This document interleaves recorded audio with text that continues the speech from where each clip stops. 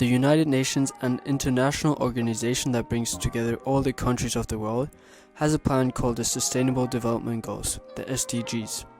These goals are like a blueprint for a better and more sustainable future for all. The main goal, the one that stands at the forefront of this ambitious plan, is to get rid of poverty everywhere by the year 2030. This is a very important goal because it helps people live better lives and it's the foundation for human development and fair progress all over the world. But achieving this goal is not easy. It's a tough challenge that requires a lot of effort and cooperation from everyone. Did you know that if you live on less than $2.15 per day, you're considered extremely poor? This isn't just a random number. It's a carefully calculated figure used by organizations around the world to measure the severity of poverty.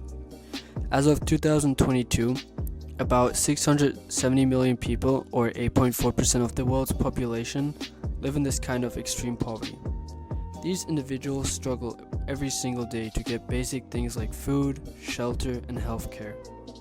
They often have to make tough choices between buying food or medicine, paying for school or rent. By 2030, we might still have around 500 million people living in extreme poverty. This shows that even though we're trying to reduce poverty, it's not happening fast enough.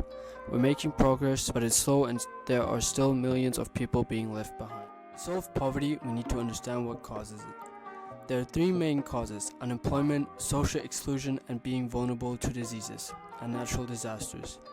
Unemployment means people don't have a stable income, so they struggle to get basic things and can't invest in their future.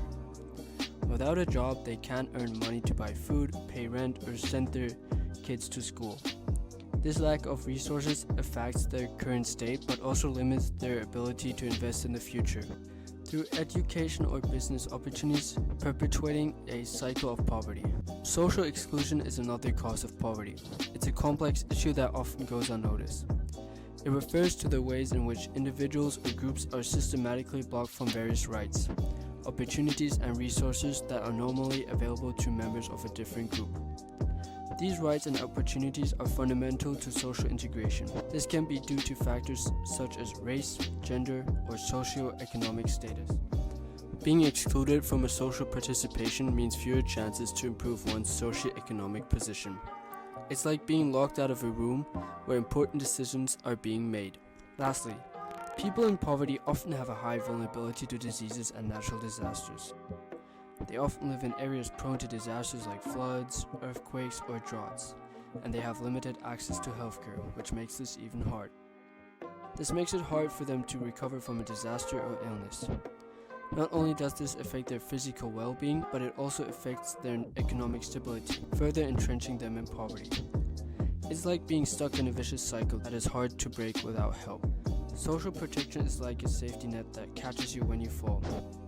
It's designed to protect the most vulnerable people from the impacts of poverty and economic downturns. It includes policies and programs that reduce economic risks, enhance social equity, and ensure that everyone has the basic means to live a dignified life. During the COVID-19 pandemic, about 55% of the world's population, or 4 billion people, didn't have any protection against poverty. In response, 105 countries announced 350 social protection measures. These included financial assistance, subsidies, and unemployment benefits. But these were short-term solutions. We need long-term, sustainable social protection systems to prevent the effects of future crises. In conclusion, hundreds of millions of people live on less than $2.15 a day, which is a stark indicator of extreme poverty. The causes of poverty are unemployment, social exclusion, and vulnerability to diseases and disasters. These are factors that severely limit productivity and exacerbate hardship. Amid these challenges, the role of social protection shines as a beacon of hope. It shows the severe effects of economic and social crisis.